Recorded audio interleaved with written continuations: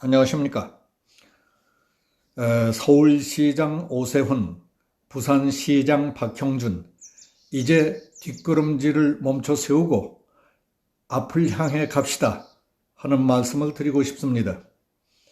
이번 4.7 재보궐선거는 지난 4년 동안 문재인 정부의 파국적 국정을 심판하는 계기로 삼아야 한다는 간절한 국민적 여망과 무슨 수를 써서든지 정권만은 지속시켜야 한다는 집권 여당의 피말리는 싸움이었습니다.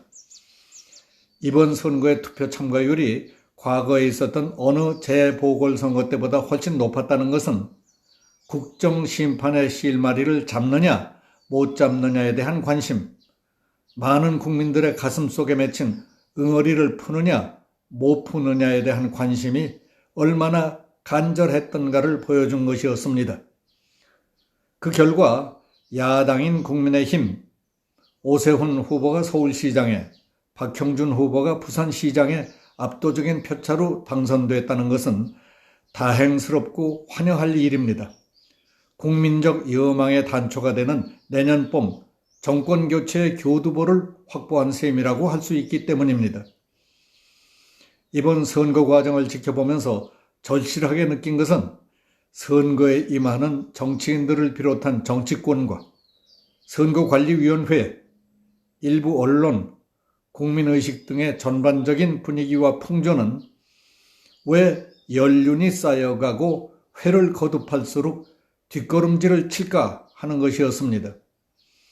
요즘 정치판이나 고위 관직에 발을 들여놓는 사람들의 대부분은 안보, 국방, 외교, 국가발전 등의 확고한 국가 간에 입각한 고민을 하고 필요에 따라 내가 양보도 하고 타협도 한다는 점에서 3, 40년 선배들과 전혀 다르다고 하는 사람들이 많습니다. 내 이속과 영달, 욕심에 취해 자신의 한계와 자제력도 잃고 날뛰는 사람들이 대다수고 그런 사람들이 분위기를 주도하기 때문에 정치판이 저질화돼 가고 공직사회도 오염돼서 점점 망가지고 이상해진다는 겁니다. 위에서 시키면 법과 제도, 관행, 자신의 판단으로 볼 때 아는 것은 아니고 바로 잡아야 할 것은 마땅히 바로 잡아야 함에도 불구하고 위에서 하라는 대로 무조건 비위나 맞출 생각들이나 한 데서야 무슨 발전이 있겠습니까? 갈수록 나빠질 수밖에 없지 않겠습니까? 가령 어제 투표날 서울 시내 투표소 입구마다 붙여놓은 후보자 정보 공개 자료 내용에 관한 공고라는 안내문이 게시된 것을 보고 사람들이 무슨 생각들을 하고 뭐라고 수군대고 있었는지 선거관리위원회에서는 알고 있었는지 궁금합니다. 이 공고문에는 오세훈 국민의힘 서울시장 후보가 선거 공보물 후보자 정보 공개 자료란에 오 후보 배우자의 납세액이 사실과 다르게 기재되어 있다는 내용이 적혀 있었습니다. 배우자가 실제로 1억 1,997만 9천 원의 세금을 납부했는데 선거 공보물에는 이보다 30만 2천 원이 적은 1억 1,967만 7천 원의 납부액이 적혔다는 것입니다. 그래서 중앙선거관리위원회는 선거 당일인 7일 오세훈 후보 배우자의 납세액이 누락됐다며 서울시내 전 투표소 2,200여 군데에 공고문을 붙였다는 겁니다. 다시 말해서 오 후보 부인이 소유한 토지에 부과한 세금 30만 2천 원이 구청 업무 처리 과정에서 실수로 누락되는 바람에 통지되지 않았던 것입니다. 그런 사실을 알게 된 오 후보 측은 즉시 세금 30만 2천 원을 냈답니다. 그래서 선관위 신고 세금 액수와 실제 납세액 차이가 있었던 것으로 확인된 것이었다고 합니다. 그 내용을 알게 된 민주당은 지난달 31일 서울시 선거관리위원회에 오 후보 정보 공개 자료에 대한 이의 제기서를 제출하면서 오 후보의 등록 무효를 주장했습니다. 그걸 갖고 중앙선거관리위원회가 투표일인 4월 7일 서울 시내 전 투표소에 공고문을 붙였던 것으로 밝혀졌습니다.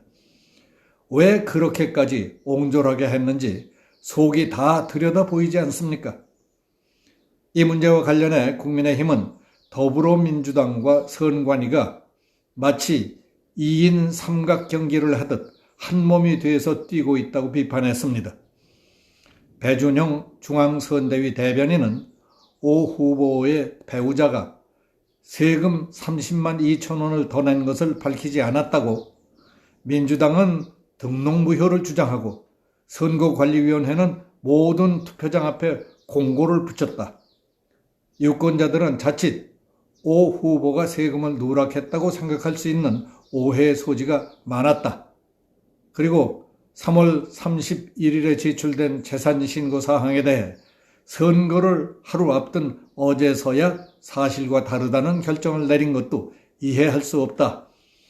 이는 결국 선관위가 앞장서서 오 후보 망신 주기에 나선 것이며 사실상의 오 후보 낙선운동을 하는 셈이라고 비판했습니다.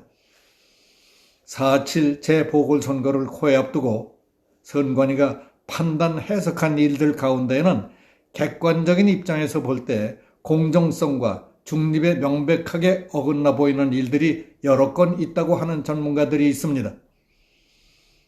문재인 대통령이 4차 재난지원금은 3월 중에 집행토록 속도를 내라고 지시한 것을 선거법 위반이 아니라고 했습니다. 재난 상황에서 대통령이 해야 할 일이라는 겁니다.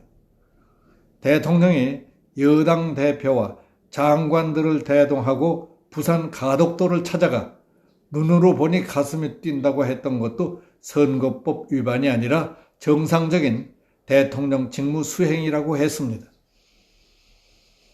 보궐선거 왜 하죠? 보궐선거 비용인 국민혈세 824억 원은 누가 보상하나요? 하는 식의 캐치프레이즈나 캠페인은 선거법 위반이라며 일체 못하게 했습니다.